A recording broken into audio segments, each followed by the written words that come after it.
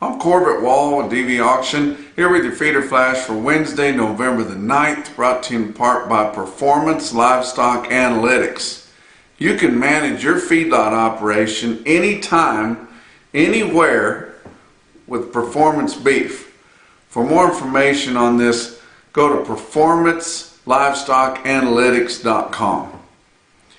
Checks and balances, and anytime we go through the operations of our American government, similar to this midterm election that we had on Tuesday night, you get to understand, and if you think about it, how ingenious our forefathers were that established and built this government. They put in checks and balances at every turn, and we just see that work. We didn't have the big red wave that we thought we were going to have. Of course, Republicans did gain several seats in the House, and we'll probably see later on whether we got majority in the Senate or not. But it wasn't huge. I think it drug on so long, people thinking that it was going to be a shoe-in, that didn't happen. But it's no doubt that folks want a balanced government, because I think most of your people are fairly moderate, as we think between conservative and liberal. But the hell of it is when you have a balanced government, you don't get anything done, because our elected officials are either completely to the right or completely to the left. So we're not going to get a whole lot done here for the next 2 years of the Magoo administration, but I think we sent some signals there. I think Florida sent some signals, and I think it changed the signals that we saw on the Republican side on what our answers are there. But it was just a little bit frustrating, depending on which side you were on. I couldn't settle down until I saw that Beto lost. Being from Texas here, that would have been tremendously embarrassing. But sure enough, Governor Abbott won. Beto, though, had a pretty strong showing in some of our big cities down in Central and South Texas down there, and we continue to see California people move into there with the big boom that they have down there. I can't understand why everybody wants to live on top of each other, but we've got enough population in the rest of this big state to stave off those type of attacks that I would call them there. But thank God we did that. I hate it for rural New Mexico.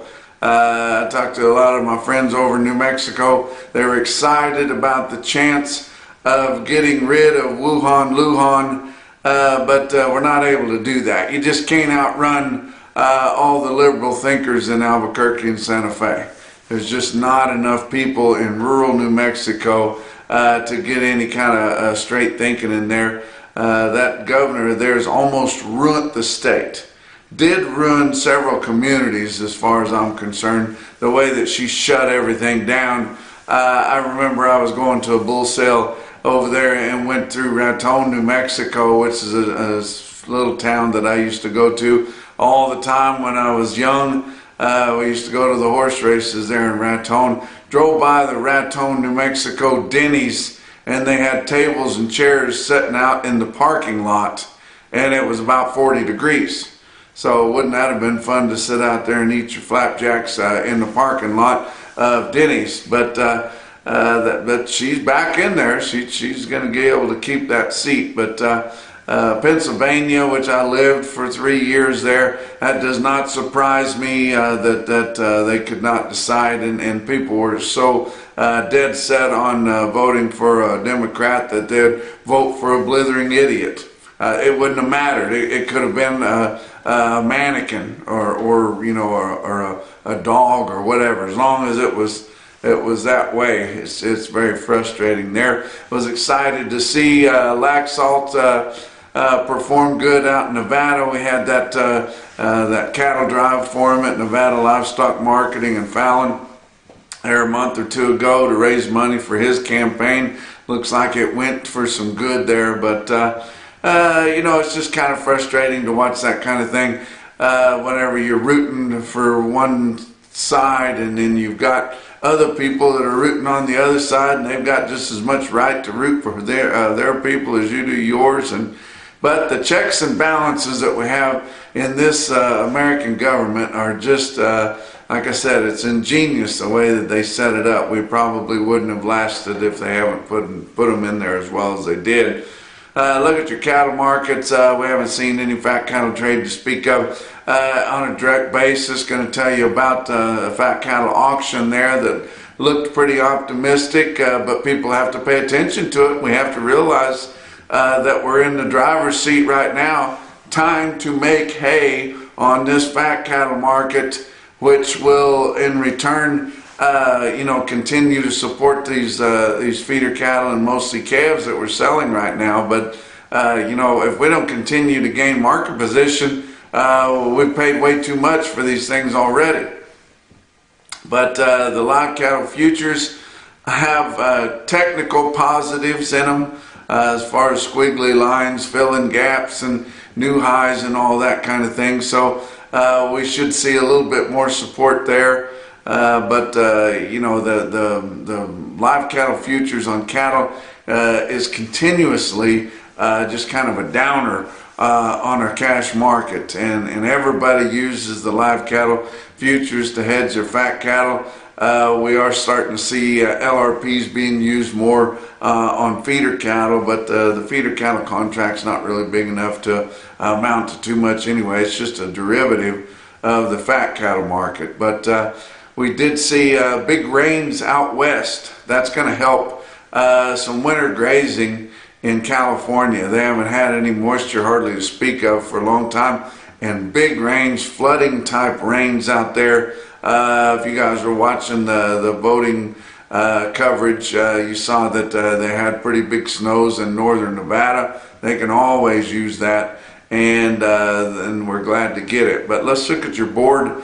On Tuesday, December live cattle futures were unchanged at 153.05. February down a quarter at 154.77. Your back months were down 30 cents to up 22.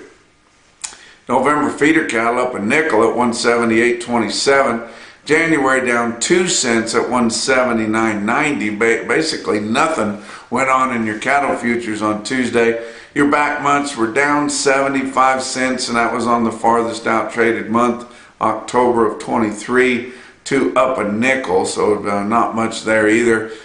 Chicago Board of Trade, your corn futures are down 8 1/4 cents. You would have thought we'd have got a little more out of our feeder cattle futures there, but corn ended in regular trading on Tuesday at 667.5. Beans were up 4 at 14.44. Talk about your fat cattle trade. Of course, never see anything out of Colorado, and we didn't have any trade out of Nebraska, Kansas, or Texas confirmed or anything to speak of. About 1,000 head, mostly mixed stuff out of Iowa. The only straight up cattle we saw was some cattle that bring 240 dressed in Iowa, and that would be well within the range of last week. So we haven't seen anything that would give us anything that would establish our fat cattle trade, other than Stockman's Livestock Market in Yankton, South Dakota. Had another fat cattle auction there like they do every Tuesday. A little bit lighter run than they had a week ago that we visited about, but it was higher. Conventional type cattle, just your basic fat cattle, sold from 150 to 160. We did see your drug-free, non-implanted type program cattle up to 161 1/4. The 161 1/4 wasn't on 1 or 2 head, it was on 35 head. Black Baldy steers weighed 1467. All in all, they had 9 drafts of cattle, not individuals, 9 drafts of cattle. May not have been a full load, but working towards it. But 9 drafts of cattle bring over 160. Southern Plains direct basis is trading at 150. and 162 and 3 for the most part in the Northern Plains direct trade. But top sales at Yankton at the fat cattle sale were $2.50 to $3 higher than last week. Box beef cutout values were higher, but not a lot higher. On Tuesday, choice cuts $264.94, up 39 cents. Selects up 13 at $236.05. Your slaughter, 252,000, down about 4,000 up through this your second day of the week there compared to last week, but 8,000 more than the same week a year ago. You guys want to remember that U.S. Cattlemen's Association annual meetings coming up in Nashville, Tennessee, December 8th through the 10th. The block of rooms that they have set aside to get your special rate there and ensure that you have a room expires on the 10th. So that will be on Thursday. So if you guys want to get your room spoken for, get registered for that event. I think it's going to be a really fun event. It's the first time that they're doing it, outside of the Northern Plains. So it's going to be a good time. Going to be a lot of discussion on industry issues. A lot of cattle people there. Not any suits to speak of, but just cattle people there. And it's not just going to be people selling things at the trade show. It's going to be people that make their living in the cattle industry, people that have some stake in it, people that are active and they want to do something to help our cattle industry. I got several speakers going to be there, including Jim Mundorf of Lonesome Lands. If you guys watch his videos there, they're pretty good. Trey Wasserberger from North Platte, Nebraska, sustainable beef plant that they're in construction of right now, is going to give a presentation on that. That could be very good. I'm going to be there, serve as moderator for several of the things that are going on. But looking forward to that. You guys need to get signed up and get your room reserved. U.S. Cattlemen's Association annual meeting in Nashville, Tennessee, December 8th through the 10th. Talk about your feeder cattle market, your real-time index on DV auction. Late in the day on Tuesday, sitting at 174.86, down 78 cents. And your markets are just a little tough around with the board not supporting any more than it is. Don't forget, here today on Wednesday, Joplin Regional Stockyards is having a special cow sale. Afternoon cow sale starts at 4:30. They'll sell all their weigh-up cows and bulls Wednesday earlier in the day, but you can get on to dvauction.com, view and bid that sale, or show up at Joplin Regional Stockyards 4:30 this afternoon. Big sales on Tuesday, Ozarks Regional Stockyard in West Plains, Missouri, 4,750 head through the ring, another 400 head plus through their in-house video that they do with help from DV Auction. The feeder steers were $3 to $4 higher.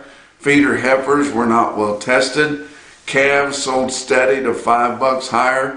The run was a little bigger than what they were expecting. My friend Dan Hill and Good Market Reporter there mentioned in his commentary section that thought that the run was a little bigger because of the approach of deer season. Deer season is kind of a holiday in Missouri. People they take it very seriously and they don't want anything bothering them, especially marketing their product for the year.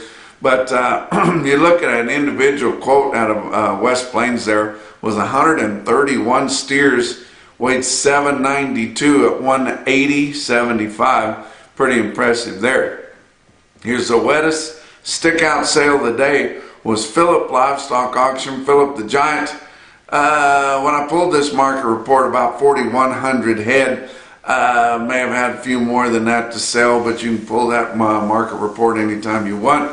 You look at your automated market report through Cattle Market Central. Your best tested weights include 579 head of 4-weight steer calves, average 458 with a weighted average price of $225.77. That's several dollars cheaper than the big quotes that they had at last week's sale. 1,161 head of 5-weight steers, averaged 561 with a weighted average price of $203.95. That was also several dollars cheaper. 552 head 6-weight steers averaged 627 with a weighted average price of $200.36. That was about steady with last week. 6-weight's been selling good. They're kind of in short supply. Heifers, 529 head of 4-weight heifers averaged 451, weighted average price of $199.55. That was close to steady. And 1,013 head of 5-weight heifer calves averaged 545 with a weighted average price of $185.96, and that was several dollars cheaper. Some individual quotes from all around. Unionville Livestock Market in Unionville, Missouri. That's Kurt Spohr leader. He had another consignment from Rock-N-R cattle there in Lucerne, Missouri. Rock-N-R Farms does a really good job backgrounding their cattle. The buyers love them. They must leave enough meat on the bone. They don't overdo it. They just kind of get them grown there, and your cattle feeders love to buy those cattle. They had 4 loads of them in there, 62 head apiece. 248 head, averaged $877 with a weighted average price of $184.60. Pretty impressive there. Beaver County Stockyards had a good sale. Several nice strings of calves in there. The one stick-out calf deal that I saw was some Red Angus wean steer calves. 87 head of them, weigh 557 at $211 a pound. And I tell you what, that's a big time quote for that far south in the Southern Plains. May not be a big deal compared to what happens in Montana or South Dakota or somewhere, but that is a huge quote for down here. How about Atkinson Livestock Market, the old reliable, right on the Yellow Brick Road in Atkinson, Nebraska. 119 head, 984 pound steers bring $184.50. Wow. But the best quote that I saw anywhere on Tuesday, your Mackerson No BS top quote for the day, come out of Holton, Kansas Livestock Exchange. The Pat Urban steers, 129 of black steers, weighed 751 with a price of $196.85. And that's your feeder flash for Wednesday.